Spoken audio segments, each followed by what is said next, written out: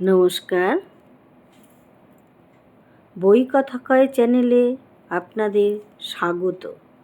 আজ আমি শুরু করব সাহিত্যিক শরৎচন্দ্র চট্টোপাধ্যায়ের ছোট গল্প অভাগীর স্বর্গ। তবে একটা অনুরোধ, আমার এই সাহিত্য পাঠ আপনাদের যদি ভালো লাগে তাহলে অবশ্যই একটা লাইক করে সাবস্ক্রাইব করবেন। শুরু করছি অভাগীর স্বর্গ। ঠাকুরদাস মুখুজ্জের বর্ষীয়সী স্ত্রী 7 দিনের জ্বরে মারা গেলেন। বৃদ্ধ মুখোপাধ্যায় মহাশয় ধানের কারবারে অতিশয় সঙ্গতিপন্ন। তাঁর 4 ছেলে, 3 মেয়ে, ছেলেমেয়েদের ছেলেপুলে হইয়াছে। জামাইরা, প্রতিবেশীর দল, চাকর বাকর, সে যেন একটা উৎসব বাঁধিয়া গেল। সমস্ত গ্রামের লোক ধুমধামের শবযাত্রা ভিড় করিয়া দেখিতে আসিল। মেয়েরা কাঁদিতে কাঁদিতে মায়ের 2 পায়ে গাঢ় করিয়া আলতা এবং মাথায় ঘন করিয়া সিন্দুর লেপিয়া দিল। বধূরা ললাট চন্দনে চর্চিত করিয়া বহুমূল্য বস্ত্রে শাশুড়ির দেহ আচ্ছাদিত করিয়া দিয়া আঁচল দিয়া তাহার শেষ পদধূলি মুছাইয়া লইল। পুষ্পে পত্রে গন্ধে মাল্যে কলরবে মনে হইল না এ কোনো শোকের ব্যাপার, এ যেন বড় বাড়ির গৃহিণী 50 বর্ষ পরে আর একবার নতুন করিয়া তাহার স্বামী গৃহে যাত্রা করিতেছেন। বৃদ্ধ মুখোপাধ্যায় শান্তমুখে তাহার চিরদিনের সঙ্গিনীকে শেষ বিদায় দিয়া অলক্ষ্যে 2 ফোঁটা চোখের জল মুছিয়া শোকার্ত কন্যা ও বধূগণকে সান্ত্বনা দিতে লাগিলেন। প্রবল হরিধ্বনিতে প্রভাত আকাশ আলোড়িত করিয়া সমস্ত গ্রাম সঙ্গে সঙ্গে চলিল। আরেকটি প্রাণী একটু দূরে থাকিয়া এই দলের সঙ্গী হইল। সে কাঙালির মা।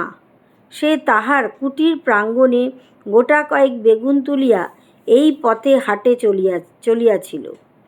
এই দৃশ্য দেখিয়া আর নড়িতে পারিল না। রহিল তাহার হাটে যাওয়া, রহিল তাহার আঁচলে বেগুন বাঁধা। সে চোখের জল মুছিতে মুছিতে সকলের পিছনে শ্মশানে আসিয়া উপস্থিত হইল। গ্রামের একান্তে গরুর নদীর তীরে শ্মশান। সেখানে পূর্বাহ্নে কাঠের ভার, চন্দনের টুকরো, ঘৃত, মধু, ধূপ ধুনা প্রভৃতি উপকরণ সঞ্চিত হইয়াছিল। কাঙালির মা ছোট জাত, দুলের মেয়ে বলিয়া কাছে যাইতে সাহস পাইল না। তফাতে একটা উঁচু ঢিপির মধ্যে দাঁড়াইয়া সমস্ত অন্ত্যেষ্টিক্রিয়া প্রথম হইতে শেষ পর্যন্ত উৎসুক আগ্রহে চোখ মিলিয়া দেখিতে লাগিল। প্রশস্ত ও পর্যাপ্ত চিতার পরে যখন সব স্থাপিত করা হইল, তখন তাহার রাঙা পা দুখানি দিয়া তাহার 2 চক্ষু জুড়াইয়া গেল। ইচ্ছে হইল ছুটিয়া গিয়া এক বিন্দু আলতা মোছাইয়া লইয়া মাথায় দেয়। বহু কণ্ঠের হরিধ্বনির সহিত পুত্রহস্তের মন্ত্রপুত অগ্নি যখন সংযোজিত হইল, তখন তাহার চোখ দিয়া ঝরঝর করিয়া জল পড়িতে লাগিল। মনে বারংবার বলিতে লাগিল, ভাগ্যিমানী মা, তুমি স্বর্গে যাচ্ছ, আমাকেও আশীর্বাদ করে যাও, আমিও যেন এমনই কাঙালির হাতের আগুনটুকু পাই। ছেলের হাতের আগুন, সে তো সোজা কথা নয়। স্বামী, পুত্র, কন্যা, নাতি নাতনি, দাস দাসী, পরিজন, সমস্ত সংসার উজ্জ্বল রাখিয়া এই যে স্বর্গারোহণ দেখিয়া তাহার বুক ফুলিয়া ফুলিয়া উঠিতে লাগিল। এ সৌভাগ্যের সে যেন আর ইয়ত্তা করিতে পারিল না। সদ্য প্রজ্বলিত চিতার অজস্র ধোঁয়া নীল রঙের ছায়া ফেলিয়া ঘুরিয়া ঘুরিয়া আকাশে উঠিতেছিল। কাঙালির মা ইহারই মধ্যে ছোট একখানি রথের চেহারা যেন স্পষ্ট দেখিতে পাইল। গায়ে তাহার কত না ছবি আঁকা, চূড়ায় তাহার কত না লতাপাতা জড়ানো। ভিতরে কে যেন বসিয়া আছে, মুখ তাহার চেনা যায় না, কিন্তু সিথায় তাহার সিঁদুরের রেখা, পদতল দুটি আলতায় রাঙানো। ঊর্ধ্বদৃষ্টে চাহিয়া কাঙালির মায়ের 2 চোখে অশ্রুর ধারা বহিতেছিল। এমন সময় একটি বছর 14-15 ছেলে তাহার আঁচলে টান দিয়া কহিল, হেতায় তুই দাঁড়িয়ে আছিস মা, ভাত রাঁধবি রে? মা চমকিয়া ফিরিয়া চাইয়া কহিল, রাঁধবক্ষণ রে। হঠাৎ উপরে অঙ্গুলি নির্দেশ করিয়া ব্যগ্রস্বরে কহিল, দেখ দেখ বাবা, বামুন মা ওই রথে চড়ে স্বর্গে যাচ্ছে। ছেলে বিস্ময়ে মুখ তুলিয়া কহিল, কই? ক্ষণকাল নিরীক্ষণ করিয়া শেষে বলিল, তুই খেপেছিস? ও তো ধোঁয়া।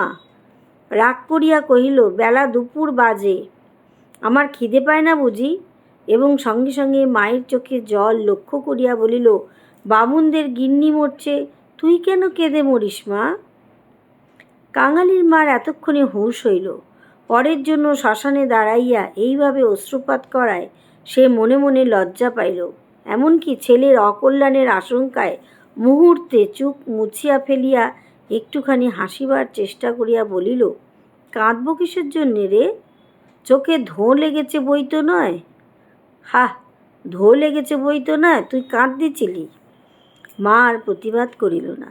ছেলের হাত ধরিয়া ঘাটে নামিয়া নিজেও স্নান করিল, কাঙালিকেও স্নান করাইয়া ঘরে ফিরিল। শ্মশান সৎকারের শেষটুকু দেখা আর তার ভাগ্যে ঘটিল না। সন্তানের নামকরণকালে পিতামাতার মূঢ়তায় বিধাতা পুরুষ অন্তরিক্ষে থাকিয়া অধিকাংশ সময়ে শুধু হাস্য করিয়া ক্ষান্ত হন না, তীব্র প্রতিবাদ করেন। তাই তাহাদের সমস্ত জীবনটা তাহাদের নিজের নামগুলাকেই যেন আমরণ ভাঙচাইয়া চলিতে থাকে। কাঙালির মার জীবনের ইতিহাস ছোট, কিন্তু সেই ছোট্ট কাঙাল জীবনটুকু বিধাতার এই পরিহাসের দায় হইতে অব্যাহতি লাভ করিয়াছিল। তাহাকে জন্ম দিয়া মা মরিয়াছিল। বাপ রাগ করিয়া নাম দিল অভাগী। মা নাই, বাপ নদীতে মাছ ধরিয়া বেড়ায়, তার না আছে দিন না আছে রাত। তবু যে কি করিয়া ক্ষুদ্র অভাগী একদিন কাঙালির মা হইতে বাঁচিয়া রহিল, সে এক বিস্ময়ের বস্তু। যাহার সহিত বিবাহ হইল তাহার নাম রসিক বাঘ। বাঘের অন্য বাঘিনী ছিল। ইহাকে লইয়া সে গ্রামান্তরে উঠিয়া গেল। অভাগী তাহার অভাগ্য ও শিশুপুত্র কাঙালিকে লইয়া গ্রামেই পড়িয়া রইল। তাহার সেই কাঙালি বড় হইয়া আজ 15 পা দিয়াছে, সবেমাত্র বেতের কাজ শিখিতে আরম্ভ করিয়াছে। অভাগীর আশা হইয়াছে আরও বছরখানেক তাহার অভাগ্যের সহিত যুজিতে পারিলে দুঃখ ঘুচিবে। এই দুঃখ যে কি যিনি দিয়াছেন তিনি ছাড়া আর কেউই জানে না। কাঙালি পুকুর হইতে আঁচিয়া আসিয়া দেখিল তাহার পাতের ভুক্তাবশেষ মা একটি মাটির পাত্রে ঢাকিয়া রাখিতেছে। আশ্চর্য হইয়া জিজ্ঞাসা করিল, তুই খেলি নে মা? বেলা গড়িয়ে গেছে বাবা, এখন আর খিদে নেই। ছেলে বিশ্বাস করিল না, বলিল, না খিদে নেই বই কি, কই দেখি তোর হাঁড়ি। এই ছলনায় বহুদিন কাঙালির মা কাঙালিকে ফাঁকি দিয়া আসিয়াছে। সে হাঁড়ি দেখিয়া তবে ছাড়িল। তাহাতে আর একজনের মতো ভাত ছিল। তখন সে প্রসন্ন মুখে মায়ের কোলে গিয়া বসিল। এই বয়সের ছেলে সচরাচর এরূপ করে না, কিন্তু শিশুকাল হইতে বহুকাল যাবৎ সে রুগ্ন ছিল বলিয়া মায়ের ক্রোড় ছাড়িয়া বাহিরের সঙ্গী সাথীদের সহিত মিশিবার সুযোগ পায় নাই। এইখানে বসিয়াই তাহাকে খেলাধুলার স্বাদ মিটাইতে হইয়াছে। এক হাতে গলা জড়াইয়া মুখের উপর মুখ রাখিয়াই কাঙালি চকিত হইয়া কহিল, মা, তোর গা যে গরম, কেন তুই অমন রোদে দাঁড়িয়ে মরা পড়ানো দেখতে গেলি? কেন আবার নিয়ে এলি? মরা পড়ানো কি তুই? মা শশব্যস্তে ছেলের মুখে হাত চাপা দিয়া কহিল, ছি বাবা, মরা পড়ানো বলতে নেই, পাপ হয়। সতীলক্ষ্মী মা ঠাকরুন রথে করে স্বর্গে গেলেন। ছেলের সন্দেহ করিয়া কহিল, তোর এক কথা মা, রথে চড়ে কেউ নাকি আবার স্বর্গে যায়? মা বলিল, আমি যে চোখে দেখিনু কাঙালি। বামুন মা রথের উপরে বসে, তেনার রাঙা পা দুখানি যে সবাই চোখ মেলে দেখলে রে। সবাই দেখলে? কাঙালি মায়ের বুকে ঠেস দিয়া বসিয়া ভাবিতে লাগিল। মাকে বিশ্বাস করাই তাহার অভ্যাস। বিশ্বাস করিতে সে শিশুকাল হইতে শিক্ষা করিয়াছে। সেই মা যখন বলিতেছে সবাই চোখ মেলিয়া এত বড় ব্যাপার দেখিয়াছে, তখন অবিশ্বাস করিবার আর কিছু নাই। খানিক পরে আস্তে আস্তে কহিল, তাহলে তুইও তো মা স্বর্গে যাবি? বিন্দির মা সেদিন রাখালের পিসিকে বলিতেছিল, ক্যাংলার মতো মার মতো সতীলক্ষ্মী আর দুলে পাড়ায় নেই। কাঙালির মা চুপ করিয়া রহিল। কাঙালি তেমনি ধীরে ধীরে কহিতে লাগিল, বাবা যখন তোরে ছেড়ে দিল, তখন তোরে কত লোকে তো নিকে করতে সাদাসাদি করলে, কিন্তু তুই বললি না। বললি কাঙালি বাঁচলে আমার দুঃখ ঘুচবে। আবার নিকে করতে যাব কিসের জন্য? হ্যাঁ মা, তুই নিকে করলে আমি কোথায় থাকতুম? আমি হয়তো না খেতে পেয়ে এতদিনে কবে মরে যেতুম। মা ছেলেকে দুই হাতে বুকে চাপিয়া ধরিল। বস্তুত সেদিন তাহাকে পরামর্শ কম লোকে দেয় নাই, এবং যখন সে কিছুতেই রাজি হইল না, তখন উৎপাত উপদ্রবও তাহার প্রতি সামান্য হয় নাই। সেই কথা স্মরণ করিয়া অভাগীর চোখ দিয়া জল পড়িতে লাগিল। ছেলে হাত দিয়া মুছাইয়া দিয়া বলিল, ক্যাঁতাটা পেতে দেব মা, শুবি? মা চুপ করিয়া রহিল। কাঙালি মাদুর পাতিল, কাঁথা পাতিল, মাচার উপর হইতে ছোট বালিশটি পাড়িয়া দিয়া হাত ধরিয়া তাহাকে বিছানায় টানিয়া লইয়া যাইতে মা কহিল, কাঙালি, আজ তোর আর কাজে গিয়ে কাজ নেই। কাজ কামাই করিবার প্রস্তাব কাঙালির খুব ভালো লাগলো, কিন্তু কহিল, জলপানির পয়সা দুটো তো তাহলে দেবে না মা? না দিক গিয়ে, আয় তোকে রূপকথা বলি। আর প্রলুব্ধ করিতে হইল না। কাঙালি তৎক্ষণাৎ মায়ের বুক ঘেঁষিয়া শুইয়া পড়িয়া কহিল, বলো তাহলে। রাজপুত্তুর, কোটালপুত্তুর আর সেই পক্ষীরাজ ঘোড়া। অভাগী রাজপুত্র, কোটালপুত্র আর পক্ষীরাজ ঘোড়ার কথা দিয়া গল্প আরম্ভ করিল। এ সকল তাহার পরের কাছে কতদিনের শোনা এবং কতদিনের বলা উপকথা। কিন্তু মুহূর্ত কয়েক পরে কোথায় গেল তাহার রাজপুত্র, আর কোথায় গেল তাহার কোটালপুত্র? সে এমন উপকথা শুরু করিল, যাহা পরের কাছে তাহার শেখা নয়, নিজের সৃষ্টি। জ্বর তাহার যত বাড়িতে লাগিল, উষ্ণ রক্তস্রোত যত দ্রুতবেগে মস্তিষ্কে বহিতে লাগিল, ততই সে যেন নব নব উপকথার ইন্দ্রজাল রচনা করিয়া চলিতে লাগিল। তাহার বিরাম নাই, বিচ্ছেদ নাই। কাঙালির স্বল্প দেহ বারবার রোমাঞ্চিত হইতে লাগিল। ভয়ে বিস্ময়ে পুলকে সে সজোরে মায়ের গলা জড়াইয়া তাহার বুকের মধ্যে যেন মিশিয়া যাইতে চাইল। বাহিরে বেলা শেষ হইল, সূর্য অস্ত গেল। সন্ধ্যার ম্লান ছায়া গাঢ়তর হইয়া চরাচর ব্যাপ্ত করিল, কিন্তু ঘরের মধ্যে আজ আর দীপ জ্বলিল না। গৃহস্থের শেষ কর্তব্য সমাধা করিতে কেউ উঠিল না। নিবিড় অন্ধকারে কেবল রুগ্ন মাতার অবাধ গুঞ্জন নিস্তব্ধ পুত্রের কর্ণে সুধাবর্ষণ করিয়া চলিতে লাগিল। সেই শ্মশান ও শ্মশানযাত্রার কাহিনী, সেই রথ, সেই রাঙা পা দুটি, সেই তার স্বর্গে যাওয়া। কেমন করিয়া শোকার্ত স্বামী শেষ পদধূলি দিয়া কাঁদিয়া বিদায় দিলেন, কি করিয়া হরিধ্বনি দিয়া ছেলেরা মাতাকে বহন করিয়া লইয়া গেল। তারপরে সন্তানের হাতের আগুন। সে আগুন তো আগুন নয় কাঙালি, সে তো হরি। তার আকাশজোড়া ধুঁয়ো তো ধুঁয়ো নয় বাবা, সেই তো স্বর্গের রথ। কাঙালিচরণ বাবা আমার। কেন মা? তোর হাতের আগুন যদি পাই বাবা, বাবুন মার মতো আমিও স্বর্গে যেতে পারবো। কাঙালি অস্ফুটে শুধু কহিল, যা, বলতে নেই। মা সে কথা বোধ করি শুনিতেও পাইল না। তপ্ত নিঃশ্বাস ফেলিয়া বলিতে লাগিল, ছোট জাত বলে তখন কিন্তু কেউ ঘেন্না করতে পারবে না, দুঃখী বলে কেউ ঠেকিয়ে রাখতে পারবে না। ইস, ছেলের হাতের আগুন, রথকে যে আসতেই হবে। ছেলের মুখের ওপর মুখ রাখিয়া ভগ্ন কণ্ঠে কহিল, বলিস নে মা, বলিস নে, আমার বড্ড ভয় করে।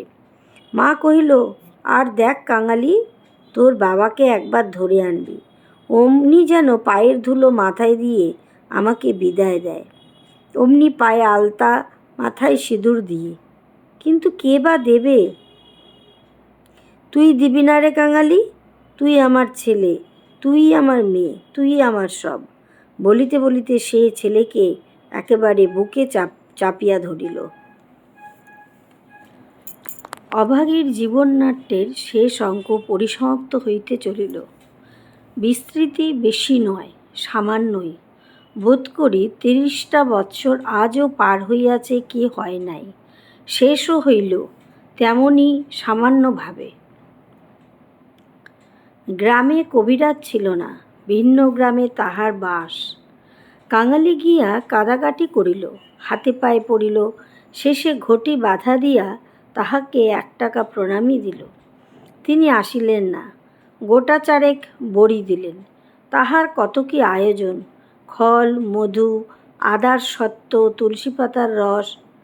কাঙালির মা ছেলের প্রতি রাগ করিয়া বলিল, কেন তুই আমাকে না বলে ঘটি বাধা দিতে গেলি বাবা? হাত পাতিয়া বড়ি কয়টি গ্রহণ করিয়া মাথায় ঠেকাইয়া উনানে ফেলিয়া দিয়া কইল, ভালো হই তো এতেই হবে, ভালো হই তো এতেই হবে। বাগদি দুলের ঘরে কেউ কখনো ওষুধ খেয়ে বাঁচে না। দিন ২-৩ এমনই গেল। প্রতিবেশীরা খবর পাইয়া দেখিতে আসিল। যে যাহা মুষ্টিযোগ জানিত, হরিণের শিং ঘষা জল গেটে কড়ি পুড়াইয়া মধুতে মারিয়া চাটাইয়া দেওয়া ইত্যাদি অভ্যর্থ ঔষধের সন্ধান দিয়া যে যাহার কাজে গেল। ছেলেমানুষ কাঙালি ব্যতিব্যস্ত হইয়া উঠিতে মা তাহাকে কাছে টানিয়া লইয়া কহিল, কবরেজের বাড়িতে কিছু হলো না বাবা? আর ওদের ওষুধে কাজ হবে? আমি এমনিই ভালো হব। কাঙালি কাঁদিয়া কহিল, তুই বড়ি তো খেলি নে মা, উনুনে ফেলে দিলি। এমনি কি কেউ সারে? এমনি কি কেউ সারে? আমি এমনি সেরে যাব। তার চেয়ে তুই দুটো ভাতে ভাত ফুটিয়ে নিয়ে খা দেখি। আমি চেয়ে দেখি। কাঙালি এই প্রথম অপটু হস্তে ভাত রাঁধিতে প্রবৃত্ত হইল। না পারিল ফ্যান ঝাড়িতে, না পারিল ভালো করিয়া ভাত বাড়িতে। উনান তাহার জ্বলে না, ভিতরে জল পড়িয়া ধোঁয়া হয়। ভাত ঢালিতে চারিদিকে ছড়াইয়া পড়ে। মায়ের চোখ ছলছল করিয়া আসিল। নিজে একবার উঠিয়া চেষ্টা করিল, কিন্তু মাথা সোজা করিতে পারিল না। শয্যায় লুটাইয়া পড়িল। খাওয়া হইয়া গেলে ছেলেকে কাছে লইয়া কি করিয়া কি করিতে হয় বিধিমতে উপদেশ দিতে গিয়া তাহার ক্ষীণ কণ্ঠ থামিয়া গেল। চোখ দিয়া কেবল অবিরল ধারে জল পড়িতে লাগিল। গ্রামে ঈশ্বর নাপিত নারী দেখিতে জানিত। পরদিন সকালে সে হাত দেখিয়া তাহারই সম্মুখে মুখ গম্ভীর করিল, দীর্ঘ নিঃশ্বাস ফেলিল এবং শেষে মাথা নাড়িয়া উঠিয়া গেল। কাঙালির মা ইহার অর্থ বুঝিল, কিন্তু তাহার ভয়ই হইল না।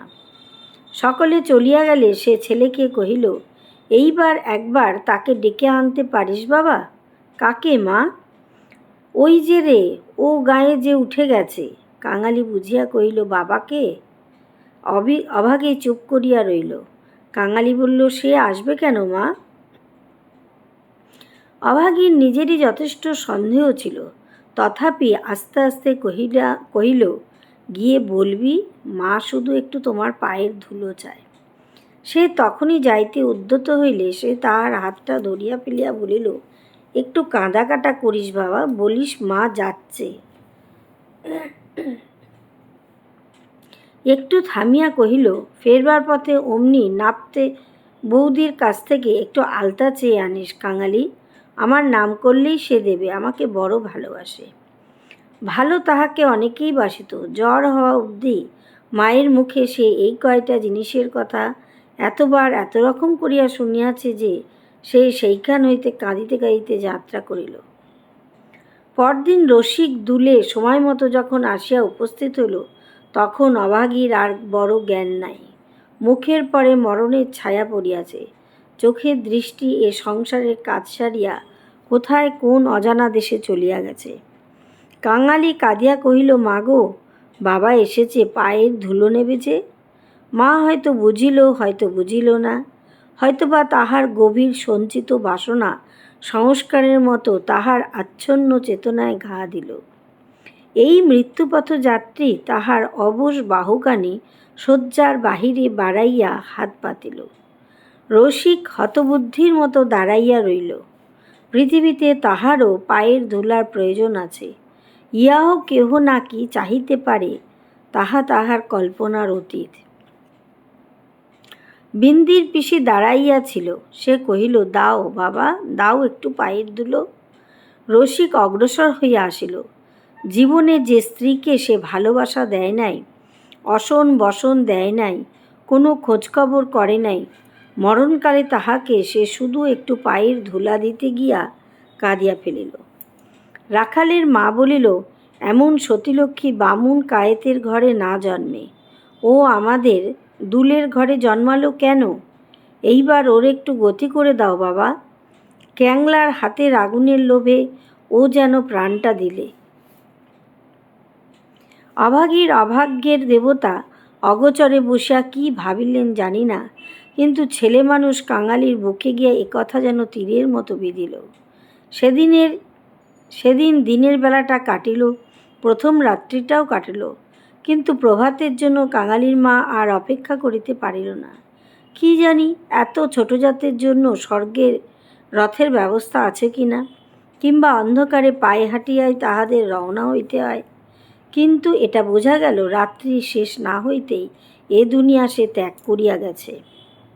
কুটির প্রাঙ্গণে একটা বেল গাছ, একটা কুড়ুল চাহিয়া আনিয়া রসিক তাহাতে ঘা দিয়াছে কি দেয় নাই, জমিদারের দারোয়ান কোথা হইতে ছুটিয়া আসিয়া তাহার গালে সশব্দে একটা চর কষাইয়া দিল।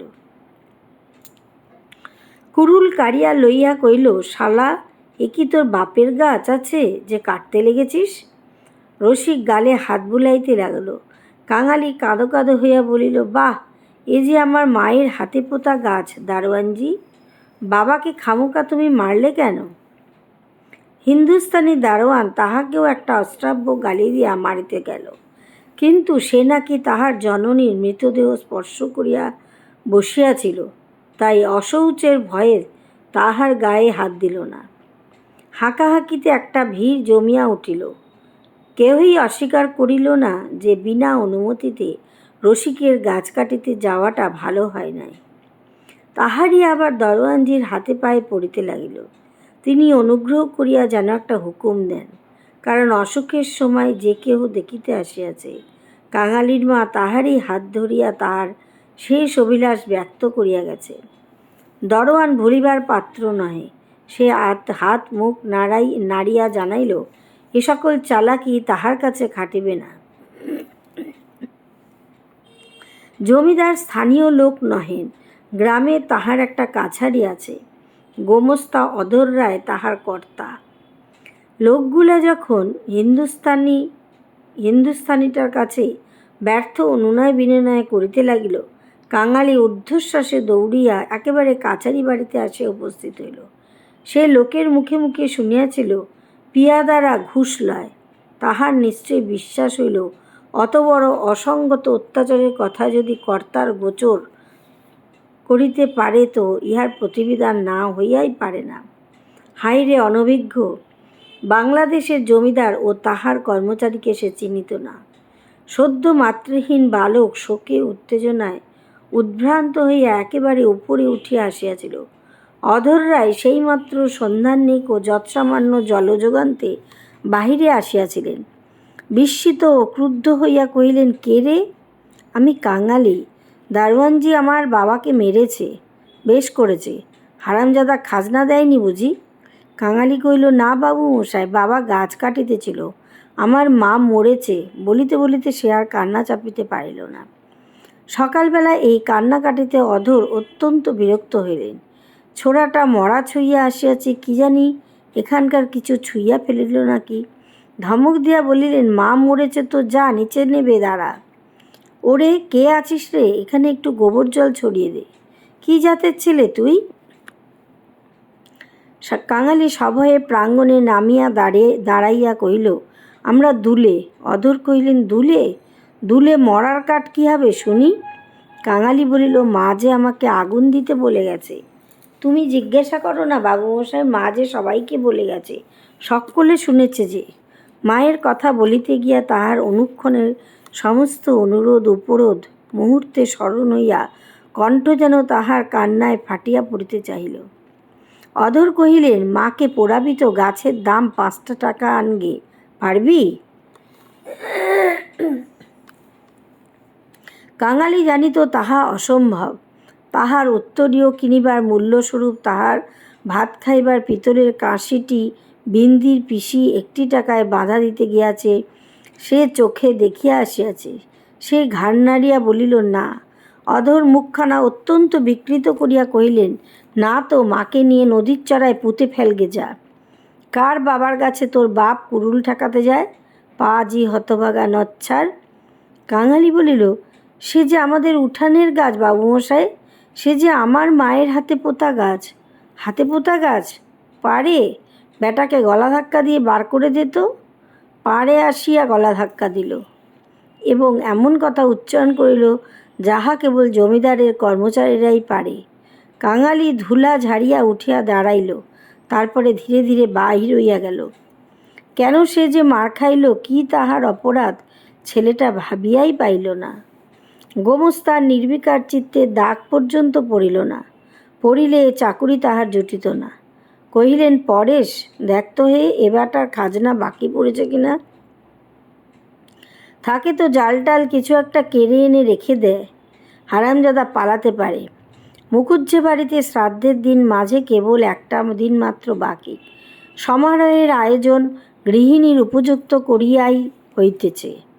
বৃদ্ধ ঠাকুরদাস নিজে তত্ত্বাবধান করিয়া ফিরিতেছিলেন। কাঙালি আসিয়া তাহার সম্মুখে দাঁড়াইল। কহিল, ঠাকুরমশাই, আমার মা মরে গেছে। তুই কে? কি চাস তুই?